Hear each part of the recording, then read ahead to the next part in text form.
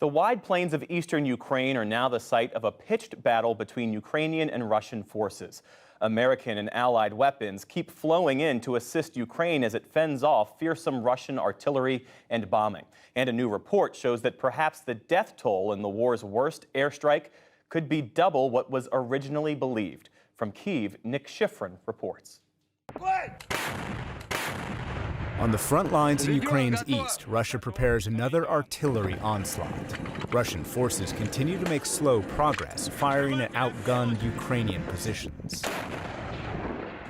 Russia released these videos today and said it also targeted Ukrainian railway stations to disrupt the flow of Western weapons.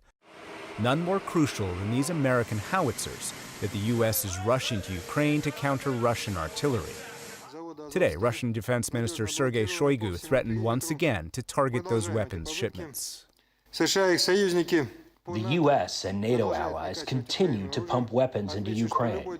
We view any transport of the North Atlantic Alliance arriving on the territory of the country with weapons or materials destined to the Ukrainian army as a legitimate target to be destroyed. But yesterday, many of Russia's so-called legitimate targets were clearly civilian. A bus stop in Donetsk near a chemical plant that killed at least 10. In the eastern city of Kharkiv, an amusement park, which before the war would have been filled with children. And the most widespread attack on the western city of Lviv since the war began. Missiles struck power stations and knocked out much of the city's electricity.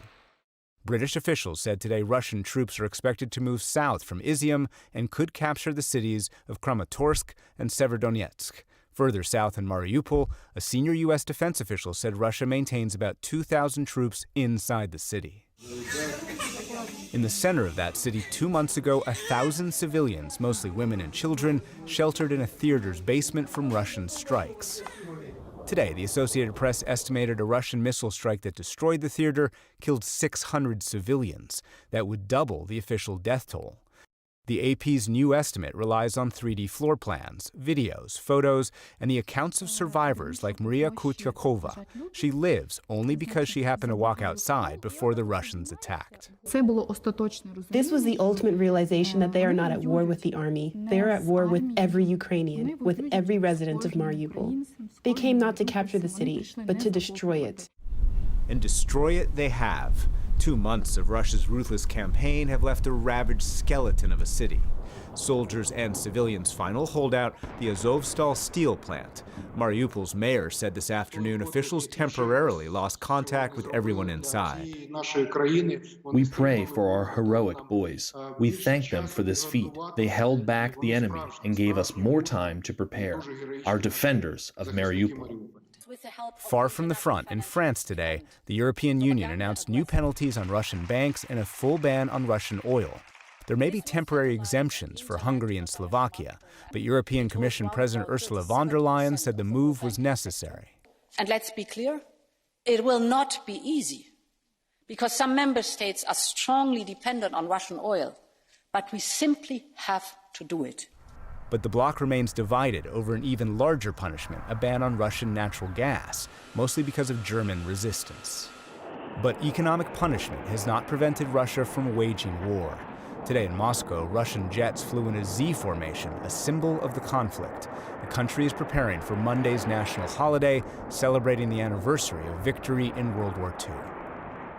British and American officials fear that Vladimir Putin could use his anticipated speech on Monday, May the 9th, to declare some kind of victory or escalate a war, Jeff, that has already destroyed so much and taken so many lives. So, Nick, what kind of victory could Putin declare, and what exactly are his options for escalation?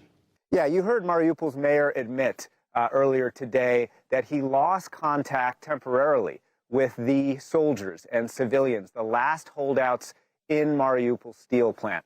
And if Russia takes over that plant and therefore takes over Mariupol, Putin could declare that Russia has created a land bridge from Russia to Crimea by combining territory that separatists in Donetsk and Luhansk and the Donbass already controlled since 2014 with new territory that Russia currently occupies in southern and southeastern Ukraine. And on escalation, a senior U.S. official acknowledges to me that Russia does have options for escalation. The U.S. remains concerned about chemical and biological attacks, and British officials are publicly saying that Putin will use his speech on Monday to declare some kind of national conscription in which he would increase the invasion of Ukraine and could even try and target Kyiv once again. Now, many experts and Western officials I talked to say that's unlikely because it could spark the kind of dissent inside Russia that Putin so far has suppressed. But they do admit, Jeff, that that kind of announcement is possible. Is there any sign that the strikes that Russia says target Western weapons, is there any sign that that's preventing their delivery? U.S. and Western officials I talked to say there is no sign that Russia has managed to interdict those weapons convoys. A senior U.S. defense official tells me that either Russia doesn't have the intelligence to target those convoys or the capacity in terms of precision-guided munitions in order to actually interdict some of those convoys. And Secretary of Defense Lloyd Austin said yesterday that most of those howitzers, that artillery that are coming from the U.S. into Ukraine, have actually reached eastern Ukraine, and Ukrainian soldiers are now using them against Russia in the fight in the Donbass. But the increased weaponry has led to some officials in Moscow say that this is a kind of proxy war between the U.S. and Russia. And, Jeff, that goes back to the fears of escalation, because Russian officials have indicated that they would rather escalate than lose a proxy battle. And lastly, Nick, you are standing in a street that's at the center of Kyiv, as I understand it. Give us a sense of what life is like there now. Yeah, this is the center of Kyiv. This would normally be a bustling street. There is a curfew at 10 p.m. in Kyiv, and even though it's been 5 weeks since Russian forces left the area around Kyiv, this city is a ghost town after 10 o'clock, and I am standing pretty much in the middle of the street. That said, during the day, a lot of residents have returned to Kyiv over the last 5 weeks, and there are a lot of shops and life open. But, Jeff, tonight, as you can see, this is still a city at war. Absolutely. Nick Schifrin for us tonight in Kyiv. Nick, thanks for that reporting.